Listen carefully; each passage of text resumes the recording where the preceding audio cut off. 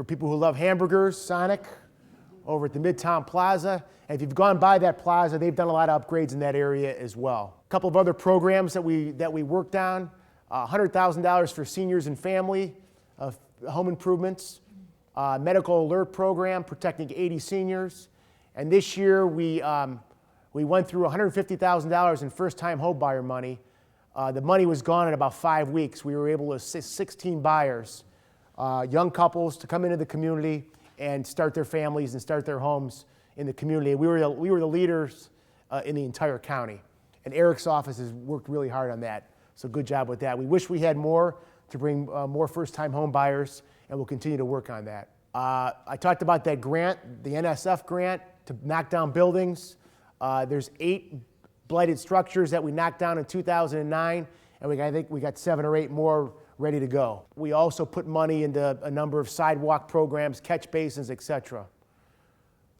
We also used some of that funding to knock down the old Parma Recreation building, the bowling alley.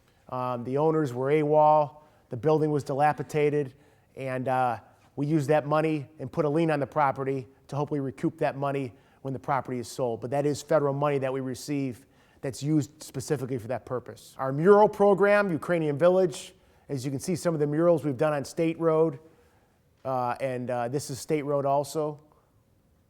On September 19th, we did the official dedication ceremony and parade, and it was very well attended and embraced by the Ukrainian community.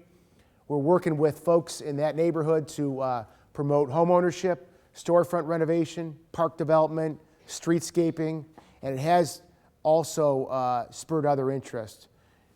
Polish Village. We were approached by the Society of Poles, and they are moving their parade and their celebration the weekend of May 2nd to Parma. They're going to have a parade and an event probably at St. Charles Borromeo on Saturday evening, and it'll be a great event to help to continue to celebrate our different heritages in our community. The GM plant has survived, and there is a lot to celebrate at General Motors. Cleveland Metro Parks. I've been talking about this project since I was elected, and it's because I'm very proud of the partnership that we have with the Cleveland Metro Parks. If you go down Ridgewood Drive, you see the paths that have begun to take shape along West Ridgewood Drive. This is the new bridge that's been constructed, and my wife and I and our dog, took a walk down there in November, and we were there on a beautiful fall day, and I'll bet you we saw a couple hundred people hiking through there. And there's lots of little bridges popping up all over as you go back towards Center Park and into the park. So we're really excited about what's coming. There's going to be about 12, actually there's about 14 million that's going to be invested. The Stewardship Center, which is going to be where the parking lot is now, I think that's going to be unveiled in the spring of 2011. But that's really going to be a state-of-the-art facility to teach people about watershed management, etc. More preservation. Councilman Regas worked hard with us to help us preserve, with the Bush family, the property of 13 acres combined with 27 city-owned acres to preserve over 40 acres of property for future trail development in the south end of the city. And that's actually part of the Big Creek watershed.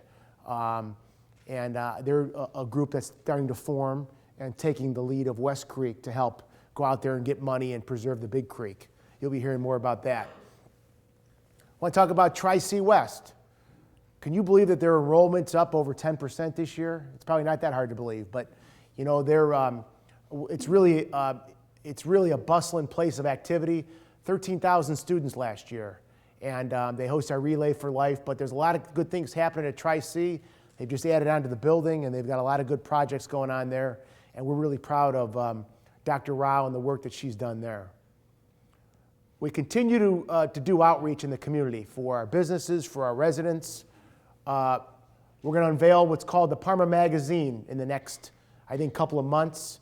It's a citywide magazine that'll be delivered to every residence 3 times over the next 3 years, and that'll be in partnership with many of our local businesses to promote them. We're looking forward to that, June 2010. We continue to do our city newsletters and our regular podcasts. As you know, we were also rated one of the best cities to raise children. If you look at our crime rates, our low crime rates, our relatively low taxes, and our good schools. So we should be proud of that. And these are some billboards that Eller Media put up around the city last month to celebrate that. I want to talk about the 2010 census.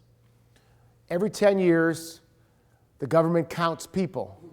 And this is important, not only in Parma, but throughout our region. And over the next 2 months, we're going to be doing a lot of outreach to make sure that every person gets counted. If you get a questionnaire, it'll take you 10 minutes to answer it. We ask you to do that. It's confidential information. It's extremely important that everybody gets counted, not only in Parma, but our region. And we're going to be doing a lot of outreach for the census, so please help us spread the word. The Parma School District. As we know, our district has struggled, 4 failed levies. We're trying to stay out of state receivership. I think it's important to know that our schools are rated some of the highest in the state with low taxes. So if you look at our tax rate for schools and how our schools are rated, we do pretty well with lower taxes and highly rated schools. But it's not going to last if we don't pass the school levy. It's unfortunate the ways the schools are funded. That's an issue that the state legislature has to tackle at some point. But if we want to have good home values and keep safe communities, you got to pass a levy. I'm going to be working with the other mayors and co-chairing the 2010 school levy to make sure we get it passed this year. And we're working with Mayor Byrne and Benkowski because it is that important. And we ask for your support with that as well. Red flex, school zone speed enforcement. I won't ask for a show of hands who's gotten tickets, don't worry. But it's been a very enlightening program for me. I've sat in the speed van with a number of our officers, and it's amazing. We have over 20 school zones, and it's amazing that some people just don't get it. They're on their cell phones or doing whatever. Over September, October, November through January, you can see the number of citations that have been issued, an average of 211 per month or 464 per month. And that depends if you're really going fast, you get hit with the $200 citation. But it has, although there are a lot of citations, we have seen some more compliance over the last couple of months now that the word's gotten out. But we take children's safety very seriously in this city, especially with busing being cut. We got more kids walking to schools. We've actually hired more crossing guards because of that. And God forbid, I shouldn't say recent memory, but I know since I've been around, there's been 2 fatalities in school zones, and we hope we're working to make sure there's not a third. In 2008, we entered into a contract with the Cuyahoga County Sanitary Engineer to help us fix our sewers. One of the rubs against Parma for years is that we didn't take care of our sewers. We had no maintenance program, no cleaning program. Sewer's 80 years old. We're finally tackling the program, tackling the issue. And we're cleaning sewers, we're televising sewers, and we're fixing problems. So we're really proud of that. And council should be commended for their bold step in doing that as well. Electric aggregation, utility bills. Years ago, Tim Dobek helped negotiate a deal that we're real proud of in the community, our aggregation program that saved Parma residents over $15 million. As a matter of fact, we got better rates in Parma than cities around us for years because of the deal that Tim Dobek helped author with council's approval. So we should be proud of that. This year, our residents through 2018 are going to get a 6% savings off market price.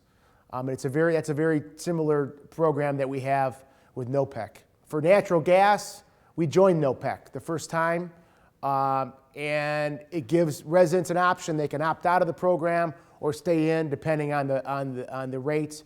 And we believe because so many communities have joined NOPEC to purchase gas, and gas is such a volatile commodity.